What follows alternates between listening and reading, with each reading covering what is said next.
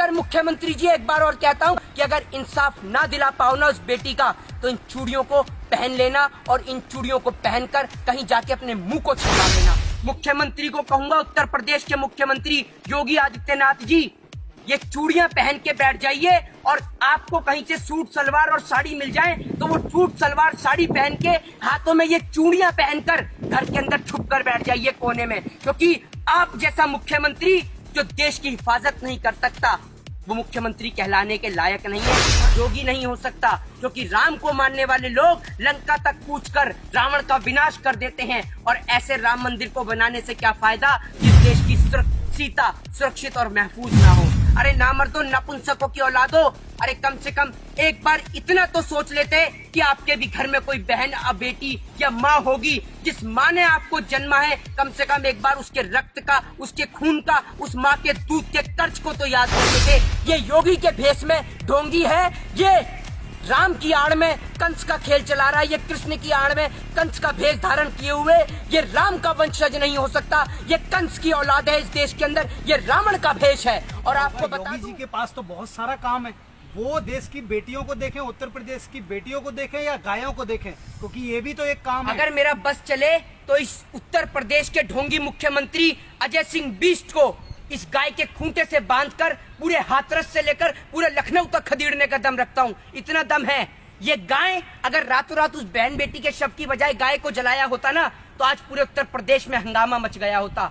आज आप देखिए, रातों रात उस बेटी के शव को जला दिया जाता है, और देश का दुर्भाग्य है ये कि देश के अंदर तलाक एक साल में भले ही 12 होते हैं, लेकिन बलात्कार हर 12 मिनट पे, हर 10 मिनट पे एक होता है। लेकिन हमारे देश का दुर्भाग्य है कि हमारे देश के मुल्क के लोगों को 3 तलाक के ऊपर कानून चाहिए, लेकिन रेप और बलात्कार के ऊपर कोई कानून नहीं चाहिए। शिखर धवन की उंगली में चोट आ जाने पर यह देश का प्रधानमंत्री उसे संवेदना व्यक्त करता है, और देश की फूल जैसी बच्ची के बलात्कार को लेकर इससे एक ट्वीट नहीं किया जाता है। कुवैत का शासक मर जाने पर यही प्रधानमंत्री नरेंद्र मोदी उसको ट्वीट करके संवेदना व्यक्त करता है। बहन बेटी के साथ बलात्कार हो जाने पर इसके हलक में ना जाने कौन सा फेविकॉल अटक जाता है कि इसकी हलक से आवाज नहीं निकलती। ये योगी के भेष में ढोंगी है, ये राम की आड़ में कंस का खेल चला रहा है, ये कृष्ण की आड़ में कंस का भेष धारण किए हुए ये राम का वंशज नहीं हो सकता, ये कंस की औलाद है इस देश के अंदर, ये रावण का भेष है। और आपको बता दूं कि रावण तो वो था जिसने पराई स्त्री को हाथ नहीं लगाया था, लेकिन ये कंस का अवतार है। अरे बहन बेटी की हिफाजत के खातिर तो राजा महाराजाओं के समय में भी 7 समुंदर लांग दिए जाते थे, और इन जैसे पापियों का, दुष्टों का विनाश कर दिया जाता था। और आज 21वीं सदी के अंदर भी इस जैसा मुख्यमंत्री इस देश के नाम पे धब्बा है। अगर मुख्यमंत्री जी, एक बार और कहता हूँ कि अगर इंसाफ ना दिला पाओ ना उस बेटी का, तो इन चूड़ियों को पहन लेना और इन चूड़ियों को पहनकर कहीं जाके अपने मुंह को छिपा लेना। यही आपके लिए सबसे बेहतर और सबसे अच्छा उपाय होगा देश की जनता से बचने का, क्योंकि अब जनता से छिपने का और उनसे मुंह छिपाने का आपके लिए कोई रास्ता नहीं बचा। फिर से बेटी बर्बाद ना होती कोई बात, उन्हें कोई ऐसी याद होती कोई, वो समझते फिर से औलादों के दर्द, वो समझते फिर से औलादों के दर्द को, काश उनके भी घर कोई औलाद होती। अब कहना चाहूंगा कि अपनी फूल जैसी बच्चियों की हिफाजत खुद कीजिए, क्योंकि जो सरकार चलाने वाले हैं वो खुद बेऔलाद हैं। आज शायद मैं अपनी भाषा का, अपनी मर्यादा का थोड़ा सा पालन ना कर पाऊं, आज शायद भाषा की वाणी को भी मैं क्रॉस कर जाऊं, तो उसका कारण यह है कि देश के अंदर इतनी बड़ी घटना घट गई है।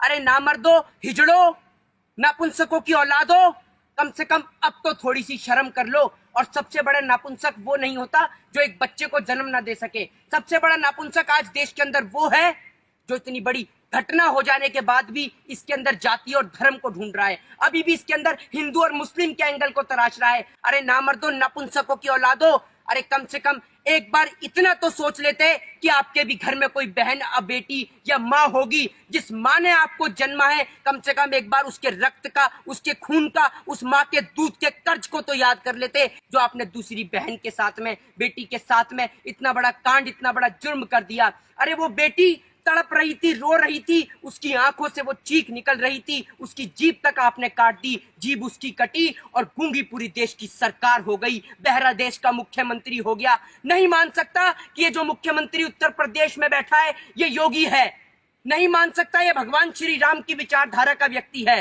क्योंकि और ना जाने किसने ये कैंडल मार्च की शुरुआत कर दी, नहीं तो बहन बेटियों के सम्मान में तो लंका फूंक दी जाती थी। नहीं कह सकता कि ये योगी उत्तर प्रदेश का मुख्यमंत्री है, ये योगी है।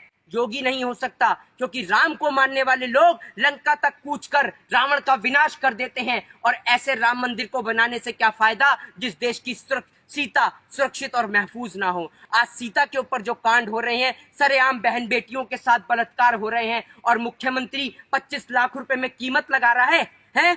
रातों रात एक टीम का गठन किया जाता है जिसको नाम दिया जाता है STI। टीम बनाई जाती है कि जो 7 दिन में रिपोर्ट देगी। अरे एक बात बताइए, सोच के देखिए, जिस पुलिस वाले ने उस परिवार को देखने नहीं दिया, अंतिम क्षण में उस बेटी का चेहरा नहीं देखने दिया, वो पुलिस वाले तहकीकात करेंगे? एक बात बताइए, एक देश का राष्ट्रपति मर जाता है या एक देश का शासक बन जाता है तो देश का प्रधानमंत्री तुरंत ट्वीट डालता है उस बेटी को लेकर, उस बेटी की संवेदना को लेकर। प्रधानमंत्री नरेंद्र मोदी ने एक न ट्वीट डाला है, न एक बार प्रधानमंत्री देश की जनता के बीच आके बोले।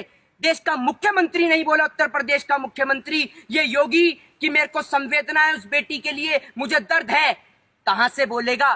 क्योंकि इनके घर में, खुद के घर में इनके बेटियां नहीं है, ये खुद बेऔलाद हैं। सरकार चलाने वाले ये बेऔलाद हैं। और आज मुख्यमंत्री को कहूंगा, उत्तर प्रदेश के मुख्यमंत्री योगी आदित्यनाथ जी, ये चूड़ियां पहन के बैठ जाइए, और आपको कहीं से सूट सलवार और साड़ी मिल जाए तो वो सूट सलवार साड़ी पहन के हाथों में ये चूड़ियां पहनकर घर के अंदर छुप कर बैठ जाइए कोने में। क्योंकि आप जैसा मुख्यमंत्री जो देश की हिफाजत नहीं कर सकता, वो मुख्यमंत्री कहलाने के लायक नहीं है। और आप जैसे लोग कभी श्री राम के वंशज नहीं हो सकते, क्योंकि श्री राम वो थे जिन्होंने प्रजा के खातिर अपनी गर्भवती पत्नी को त्याग दिया था।